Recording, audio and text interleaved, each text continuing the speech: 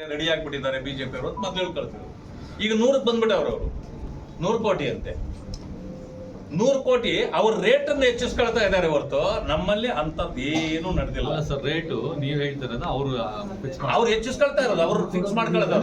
ನಾವ್ ಯಾಕ ₹1 ಅವ್ರು ಬೇಕಾಗಿಲ್ಲ. ಅವರು ಯಾಕೆ ಗೊತ್ತಾ, ನಮ್ಮ ಪಾರಿವಾಳಿಗಳ ಜೊತೆಯಲ್ಲಿ ಕರಿ ಕಾಗೆಗಳದೇನು ಕೆಲಸ ಇಲ್ಲ.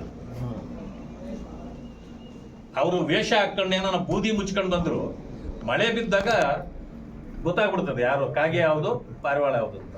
ಅದರಿಂದಾಗಿ ಯಾವ ಅವಶ್ಯಕತೆನೂ ಇಲ್ಲ. ನೇರವಾಗಿ ಅವರು ಸರ್ಕಾರ ಏನಾದರೂ ಬಿದ್ದರೆ ನಾವು ಚುನಾವಣೆಗೆ ಹೋಗ್ತೀವಿ. ಸರ್, ಪರ್ಯಾಯವಾಗಿ ಸಿಎಂ ಯಾರು ಮಾಡಬೇಕು ಅನ್ನೋ ಬಗ್ಗೆ ಕೂಡ ಹೈಕಮಾಂಡ್ ಅಲ್ಲಿ ಚರ್ಚೆ ಆಗ್ತಿದೆ. ಅಲ್ಲ, ಇವ್ರು ಹೋದ ತಕ್ಷಣ ಅವ್ರ ಪಾರ್ಟಿ ಇರ್ತದ ಅಂತ ಅವ್ರು ಯೋಚನೆ ಮಾಡ್ಬೇಕು. ಮೊದಲು ಪರ್ಯಾಯವಾಗಿ ಯಾರನ್ನ ಬೇಕಾದ್ರೂ ಕೊಡ್ಬೋದು. ಈಗಾಗಲೇ ಶಾಸಕರಿದ್ದಾರೆ, ಪಾರ್ಟಿ ಏನಾಗುತ್ತೆ ಸರ್? ಯಾವುದು 130 ಶಾಸಕರಿದ್ದಾರೆ, ಪಾರ್ಟಿ ಏನಾಗುತ್ತೆ? ಅದೇ ಅವ್ರ ಪ್ರಾಬ್ಲಮ್. 136 ಇರೋದೇ ಅವ್ರ ಪ್ರಾಬ್ಲಮ್. ಈಗ ಅವರ್ಯಾರು ಪರ್ಯಾಯ ವ್ಯವಸ್ಥೆ ಮಾಡ್ಕೊಳ್ತಾರೆ.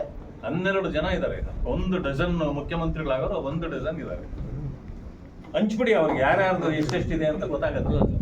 ಈಗ ಬದಲಾವಣೆ ಅಂದ ತಕ್ಷಣನೇ ಪ್ರಾಬ್ಲಮ್ ಬರುತ್ತೆ. ನೋಡ್ತಾ ಇರಿ. ಯಾಕೆ ಅಂದ್ರೆ ಅಲ್ಲ, ಲಾಜಿಕ್ ಆಗಿ ಸಿಎಂ ಬದಲಾಗ್ಬೋದು, ಸರ್ಕಾರ ಹೆಂಗ್ ಬೀಳ್ತದೆ ಅಂತ ಅದನ್ನೇ ಹೇಳಿದ್ದು. ಎಷ್ಟು ಜನ ಸಿಎಂ ಮಾಡ್ತೀರಿ ನೀವು? 1 ಡಜನ್ ಇದ್ದಾರೆ. 1 ಡಜನ್ ಈಗಾಗಲೇ ಬಟ್ಟೆ ಹೊಲಿಸ್ಕೊಂಡಿರೋರು ಇದ್ದಾರೆ. ಇದು ಬಣ್ಣ ಸುಣ್ಣ ಹೊಡಿಸ್ತಾ ಇರೋರು ಮನೆಗಳಿಗೆ ಅವರೆಲ್ಲ ಇದ್ದಾರೆ. ಈಗಾಗಲೇ ಹೈಕಮಾಂಡ್ ಇದ್ರ ಜೊತೆಯಲ್ಲಿ ಕೆಲವರವ್ರೆ, ಇಲ್ಲಿ ಇವ್ರ ಕಡೆ ಕೆಲವರವ್ರೆ.